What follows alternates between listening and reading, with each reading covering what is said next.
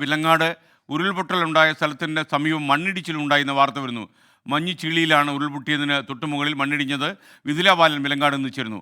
മിഥില, പറയൂ, എന്തൊക്കെയാണ്, എന്തെങ്കിലും അത്യാഹിതമുണ്ടോ അവിടെ? പറയൂ.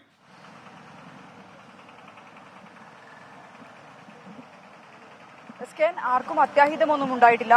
നേരത്തെ ഉരുൾപൊട്ടലുണ്ടായ മഞ്ഞച്ചീളിക്ക് മുകളിലാണ് മണ്ണിടിച്ചിലുണ്ടായത്. അവിടെ ഒരു മലയുടെ കുറച്ചു ഭാഗം മണ്ണിടിഞ്ഞു പോയതാണ്.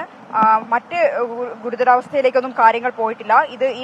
ഇന്നലെ രാത്രി ഉണ്ടായ ശക്തമായ മഴയിലാണ് ഇത്തരത്തിൽ മണ്ണിടിച്ചിൽ ഉണ്ടായതെന്നാണ് ആ പ്രദേശത്തുള്ള ആളുകൾ പറയുന്നത്.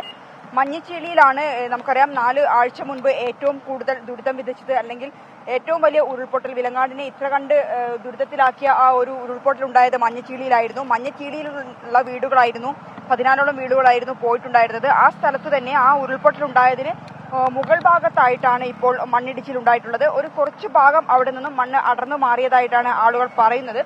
അങ്ങോട്ട് എത്താൻ നമുക്ക് കഴിഞ്ഞിട്ടില്ല, കുറച്ച് മുകളിലോട്ട് കയറേണ്ടതുണ്ട്. അടുത്ത വാർത്തകളിൽ അവിടെ നിന്നുള്ള ദൃശ്യങ്ങൾ നമുക്ക് ലഭ്യമാക്കാൻ കഴിയും എന്ന് തന്നെയാണ് കരുതുന്നത്. SK.